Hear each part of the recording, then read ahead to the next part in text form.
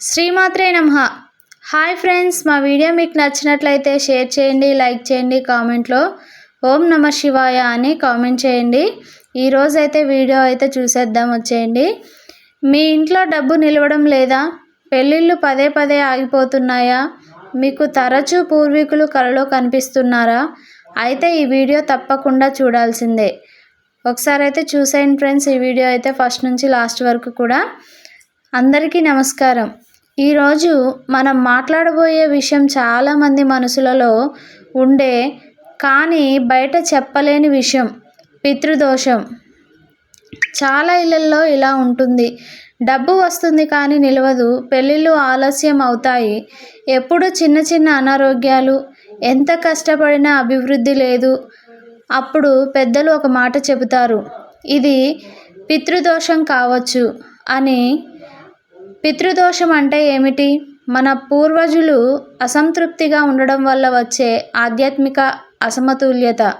హిందూ సాంప్రదాయంలో పితృదేవతలకు చాలా ప్రాముఖ్యత ఉంది. మహాభారతం, పురాణాలలో కూడా పితృతర్పణం గురించి చెప్పబడింది. మన పూర్వజులు సంతోషంగా లేకపోతే ఆ ప్రభావం మన జీవితంపై పడుతుందని నమ్మకం. ఈరోజు మనం 3 విషయాల గురించి అయితే తెలుసుకుందాం. పితృదోష లక్షణాలు, అది ఎందుకు వస్తుంది, దానికి పరిహారాలు ఇప్పుడు ఒకటిగా తెలుసుకుందాం. తరచూ చెడు కలలు రావడం. మీకు తరచూ పూర్వీకులు కలలో కనిపిస్తున్నారా? ముఖ్యంగా మరణించిన తాత, బామ్మ, తండ్రి, తల్లి.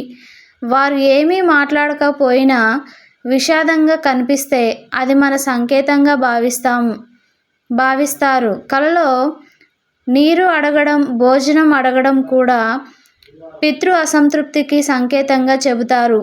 ఇది భయపడాల్సిన విషయం కాదు, అది ఒక గుర్తు మాత్రమే. అలాగే వివాహ ఆలస్యం. ఇంట్లో అమ్మాయి లేదా అబ్బాయి పెళ్ళి పదే పదే ఆగిపోతుందా? మ్యాచ్లు వస్తాయి కానీ చివరికి ఆగిపోతే కొంతమంది జ్యోతిష్యులు పితృదోషం అంటారు.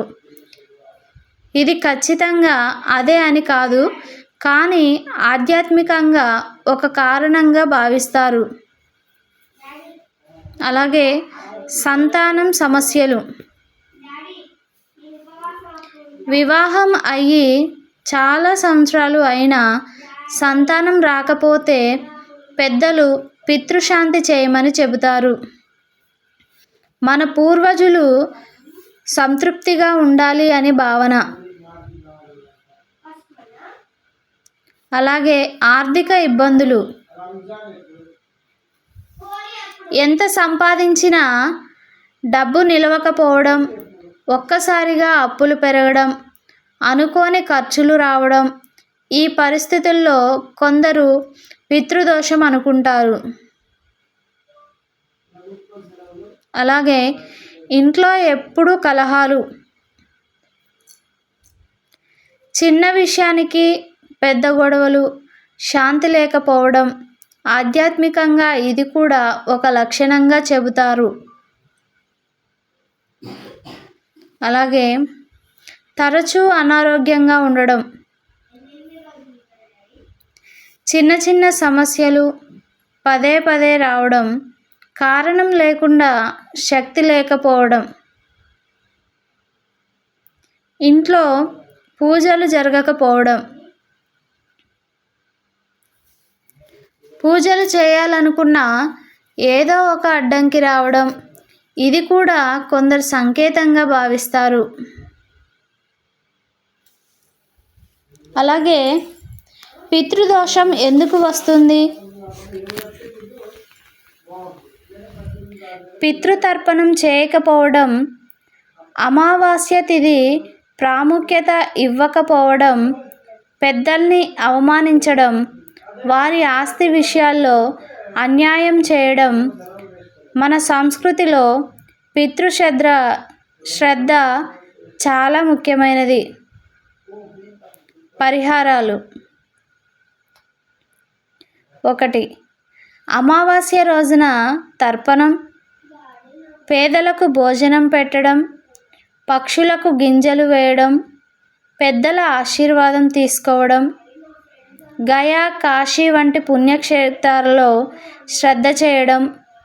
గయా, కాశీ ఇవి ఆధ్యాత్మిక నమ్మకాలు. ఇవి విశ్వాసంతో చేయాలి. ముగింపు.